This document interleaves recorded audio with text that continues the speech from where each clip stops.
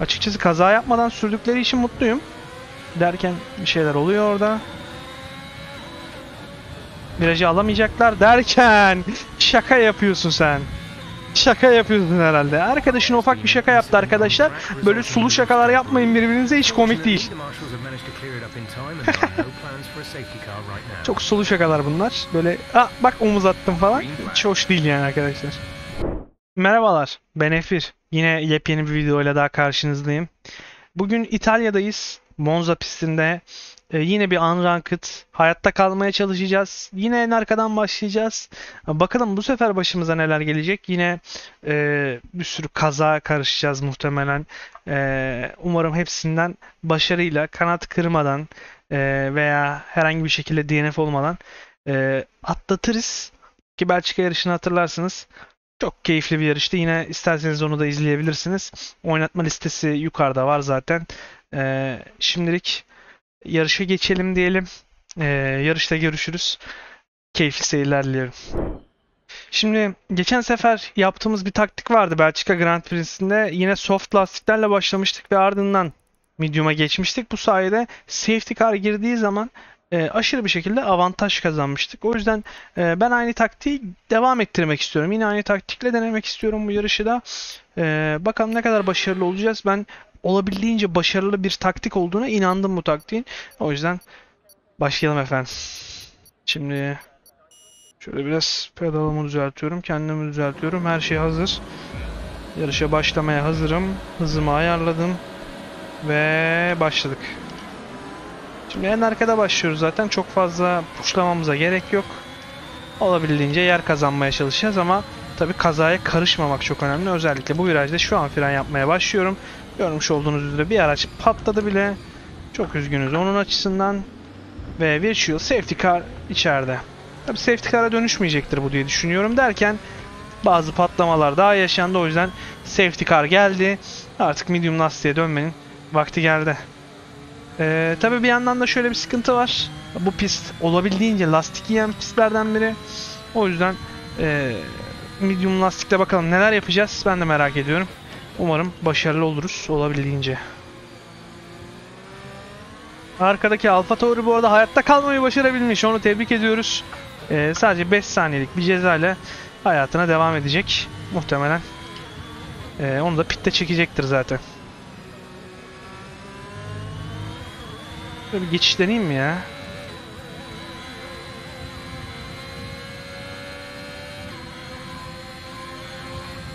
Böyle acaba önüme kırar mı falan dedim de hiçbir şey yapmadı gerçekten. Şaşırdım. Malum Unracked'da sürekli zorbalık yaşadığımız için sürekli bir insanlar bize zorbalık yapacakmış gibi geliyor. Burada böyle bir geçiş yapabilir miyim?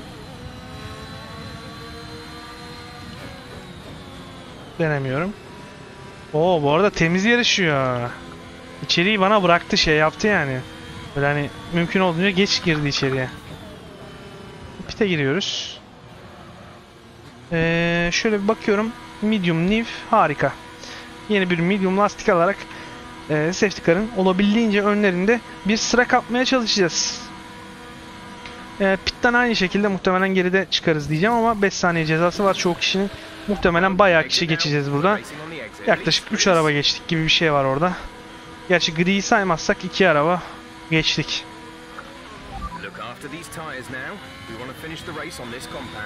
Bu yarışı bu lastiklerle bitireceksin diyor. Dikkatli ol diyor.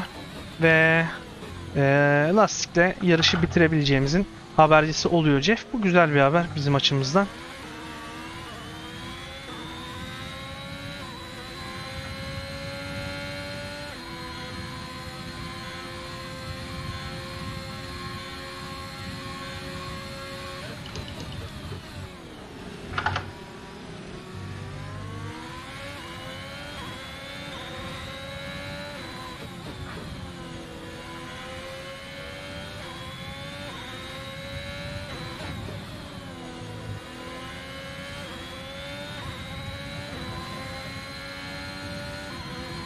Şimdi safety car yakalıyoruz. Çok fazla pushlamaya gerek yok. O yüzden overtake'imi basmayacağım. Vazgeçtim. Biraz bastım ama ardından geri aldım overtake'imi.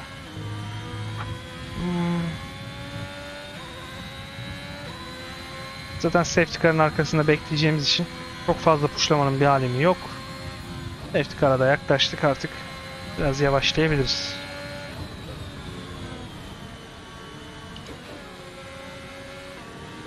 Arkasında kalacağız Cobrador'un. Bir yandan arka taraf yetişiyor. Bu da güzel bir haber. Muhtemelen önümüzdeki turda direkt start başında yani safety car pit'e geri girecektir. Ve yarış devam edecektir yani. İlk viraj kıyamet olacak şu an. Seyrediyoruz. Seyrediyoruz. İyi, herkes durmayı başardı. Bayağı başarılı diyebiliriz. O kazalar işte görmüş olduğunuz üzere. 5'er saniye muhtemelen ceza alacaklar. Cobrador aldı görmüş olduğunuz üzere. Tam tahmin ettiğimiz gibi. Biraz geriye düşüyorsun dedi. Yetiş dedi safety car'a dedi. Ama nasıl yetişeyim yani? Önünde kıyamet kopuyor ve safety car'a yetişmemi istiyorsun.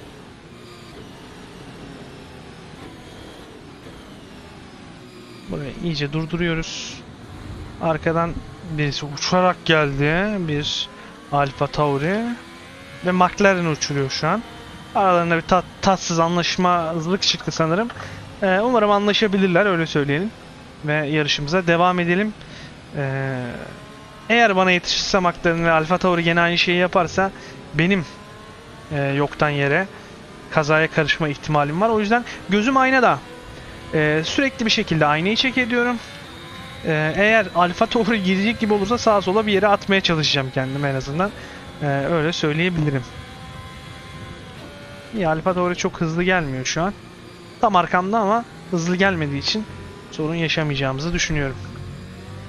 Safety car in this lap, maintain speed. Normal hızımıza dönüyoruz. Safety car çıkıyor. Yine kimseyi geçmememiz lazım.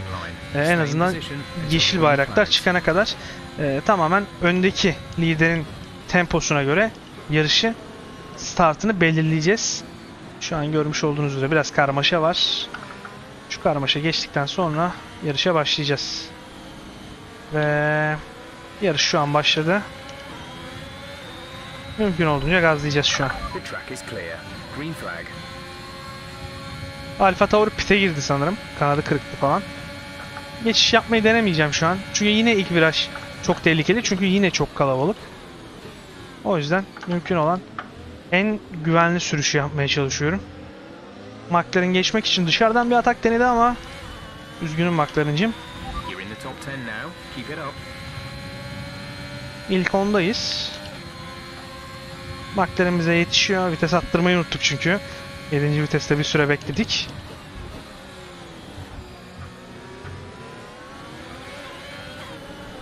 Evet. Çok erken gaz açımı böyle şeylere yol açabiliyor. Bir miktar arkamız kaydı ama hala hayatta olduğumuz için şanslıyız. Hop, bir McLaren gitti. Hayır. Şu an şu Ghost'u da geçmek istiyorum. Çok gözümüze bulandırmasın diye. Bir shield safety car, bir shield safety car.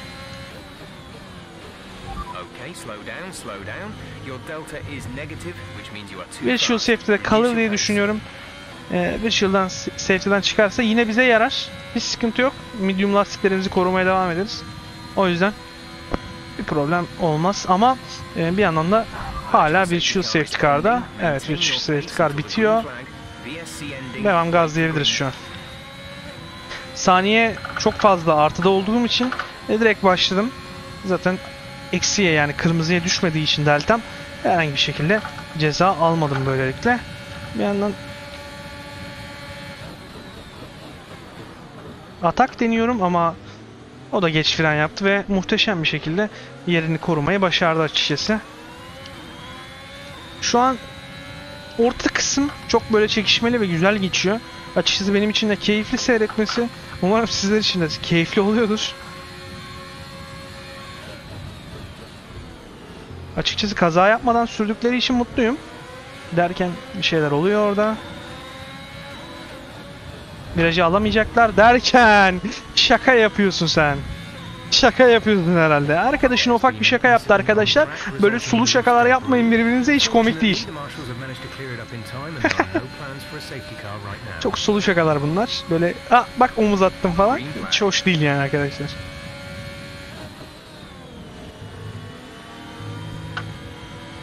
Beşinciyi geçeceğiz muhtemelen burada. Zaten kendisi bir AI, rahatlıkla geçiş manevrasını yapabiliriz diye düşünüyorum. Çok fazla sol sağ yaptığı için korktum. Ama bir yandan da AI olduğunu bildiğim için kendimi güvende hissediyorum. Minde mesela öyle hissetmeyeceğim. Bir yandan DRS açıldı sonunda. Yarışın ilk DRS'ine kavuşmayı başaracağız az sonra.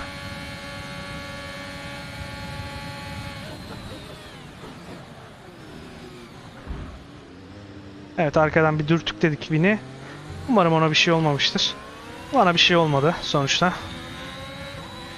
Tabi viraja kötü girdiği için ekstra yavaşlamak zorunda kaldı Win. Bu yüzden de biz arkadan ufak bir dokunduk. Allah'tan kanadımıza bir şey olmadı dediğim gibi.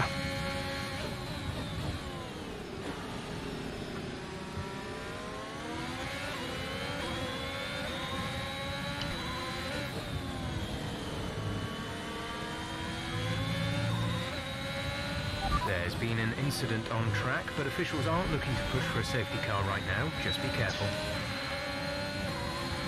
Şu an DRS'i aldık. Ekstra hızımız var. Overtake bastık. Her şeyi bastık açıkçası geçmek için.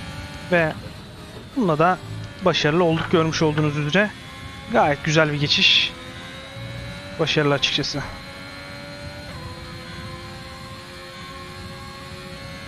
Arkada yine bir sarı bayraklar yandı. Muhtemelen birisi daha eleniyor. Burada ekstra fren yaptım, bilmiyorum niye. Çok yavaşladım. Normalde yapmayacağım bir şey. İlk üçe kendimizi atmayı başarıyoruz soft'la giden arkadaşlar sayesinde. Umarım ilerideki soft'lar da aynı şekilde kendilerini pite atar ve bize yolu açar.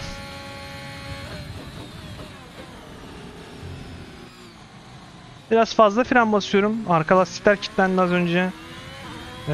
Fren konusunda da biraz daha dikkatli olmam lazım. Aynı zamanda lastiklerimi koruma açısından da hatalı hamleler yapıyorum şu an.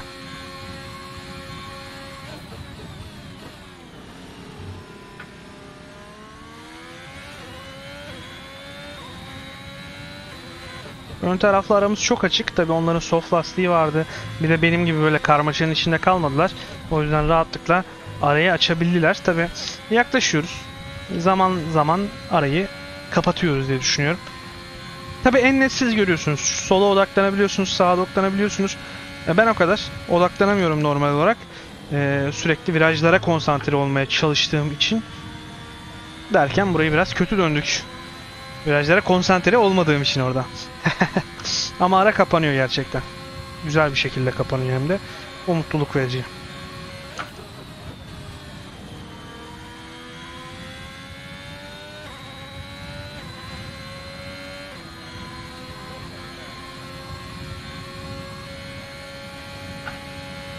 Overtake'i kapattım. Biraz overtake biriktirmem lazım açıkçası.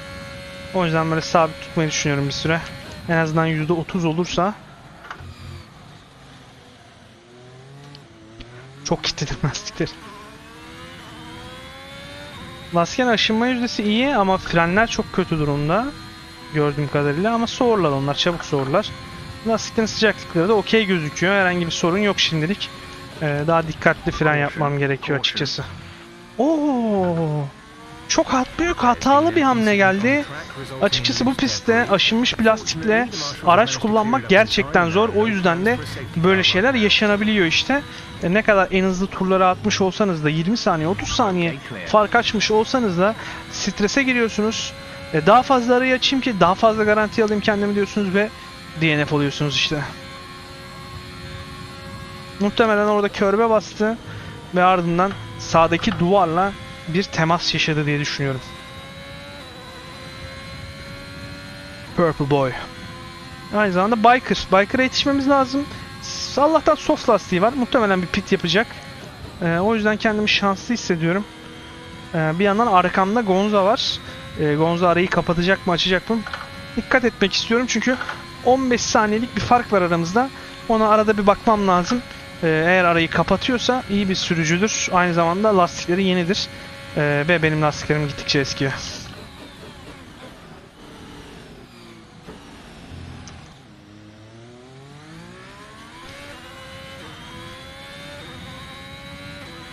Gonza pit'e girdi. Çok şanslıyız gerçekten. Muhtemelen yine bir ikincilik, en azından bir podyum görmüş olacağız. Bu güzel bir haber. Ne kadar Unranked'da sonuncu da başlasanız müthiş bir şekilde kendinizi öne atabiliyorsunuz kanıtı bu. Ve herhangi bir şekilde kazaya karışmadan, safety rankinginizi arttıracak herhangi bir şey yapmadan, özellikle kat falan bile yapmadan kendinizce bir şeyler yapabiliyorsunuz görmüş olduğunuz üzere. Yani bunu kanıtlayabiliyor olmak benim için güzel, çünkü kazasız yarışmak gerçekten çok önemli ve en azından Türkiye komünitesi açısından daha kazasız yarışmaya odaklanırsanız ben hepimiz adına çok mutlu olacağım. Ve öndekiyle arayı gittikçe kapatıyorum. 4.8'lere düşürmeyi başardık. Muhtemelen o lastikleri iyice kötü durumda ve pite girmesi lazım. Çünkü ben fark ettim, hani 7. turda falan soft'u vardı hala. Kim bilir kaç turluk bir soft'u vardı. Muhtemelen bir pit yapacak o ya. Muhtemelen bir pit yapacak ama pit yaparsa ben geçerim. Win geçemez. İkinci olmayı göze alırsa pit yapar. Eğer ben ya birincilik ya da hiçbir şey istiyorum derse de pit yapmaz ve muhtemelen bir spin atar diye düşünüyorum. Bir spinle kurtarırsa yine iyi. DNF olabilir. Lastiği patlayabilir. Açıkçası her şey başına gelebilir. Daha böyle sakin, yavaş sürmeye çalışıyorum. Çünkü lastiklerimiz iyice aşınıyor. Ve konsantrasyon kaybı yaşıyorum şu an ufaktan. Öyle bir şey hissediyorum en azından. Hafiften böyle konsantrasyonum yerinde değilmiş gibi. Eğer konsantrasyonunuz yerinde değilse ne olur? Viraj kaçırırsınız. Viraj kaçırırsanız da kaza yaparsınız. O yüzden daha dikkatli olacağım.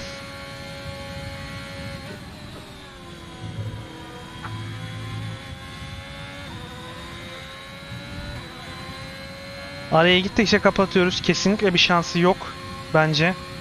Çünkü birazdan daha büyük düzeyde arası kapanmaya devam edecek. Bu arayı bu şekilde tutması gerçekten çok zor. Üstelik DRS bölgesine girdiğimde muhtemelen son turda olacağız ve geçişi rahatlıkla yapacağım. Tabi hedeflediğimiz gibi ilerlersek pit'e girmemeyi tercih etti. Ya birincilik ya da hiç diyor.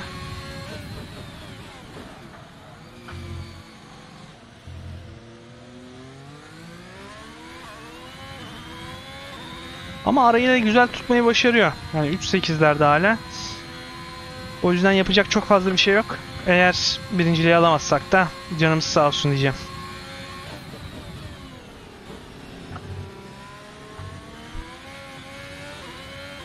Bak, bir kayma yaşadık.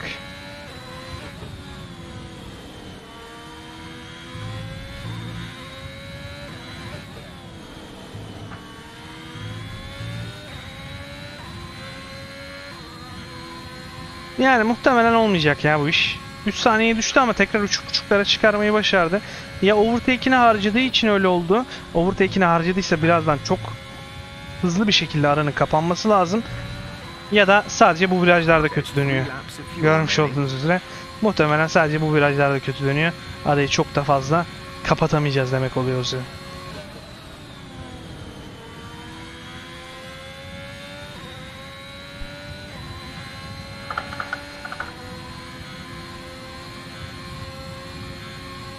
Ronaldo'ya hız lazım. Lütfen bana biraz hız takviyesinde bulunun da şu arkadaşı geçeyim.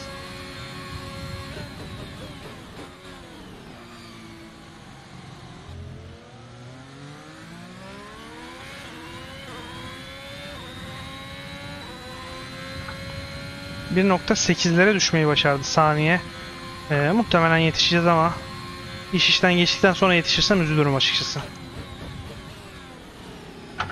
Ghost'un içinden geçmek çok zor virajlarda. Sadece ileriye odaklanmaya çalışıyorum öyle durumlarda.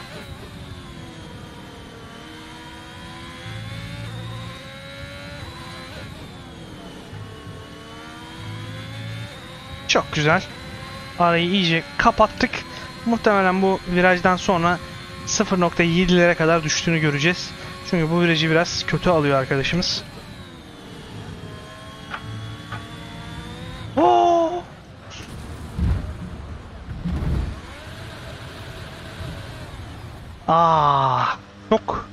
Çok acele ettim. Sabırsız davrandım. Çok sabırsız davranırsanız ne olur? İşte bu olur. Arkamdaki Lara 20 saniyeye kadar düşecek muhtemelen. Şu an kanadımız kırık. Sadece bir tur atmamız lazım.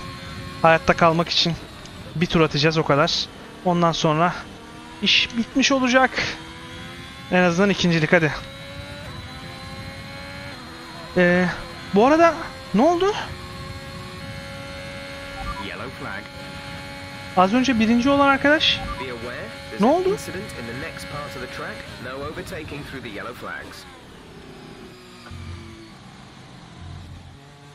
Şu an anlam vermeye çalışıyorum çünkü leaderboard'da DNF olarak bile gözükmedi, sadece yok oldu.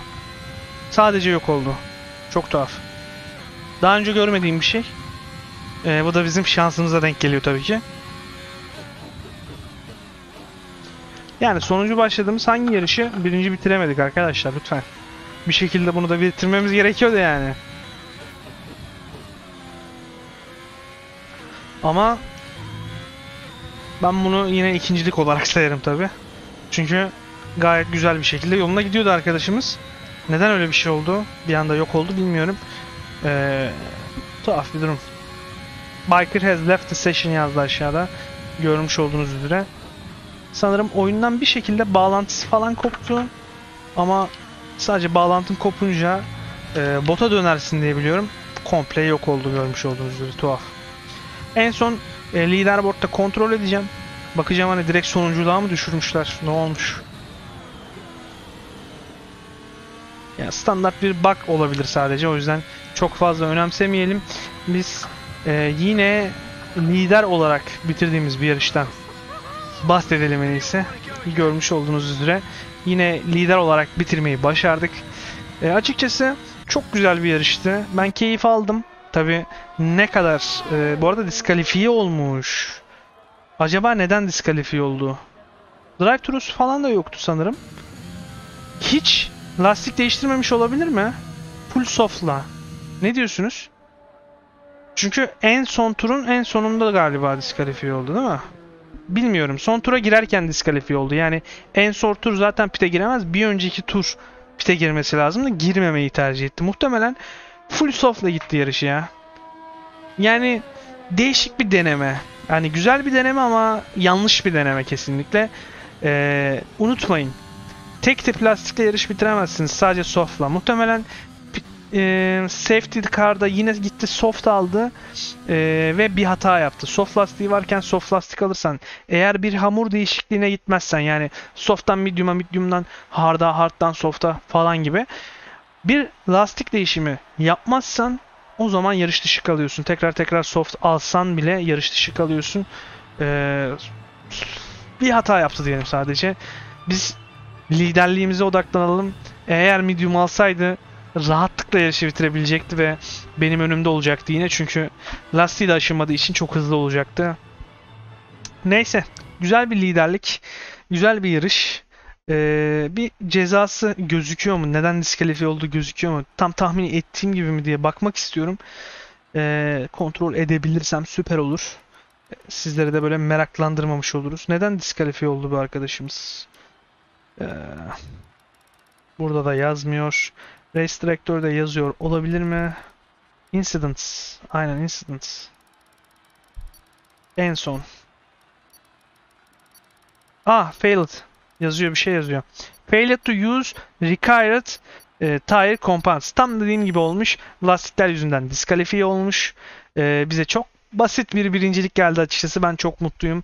Umarım sizlerin de hoşuna gitmiştir. Eğer hoşunuza gittiyse bir yorum bırakmayı, kanala abone olup böyle like atmayı falan, öyle şeyleri unutmazsınız.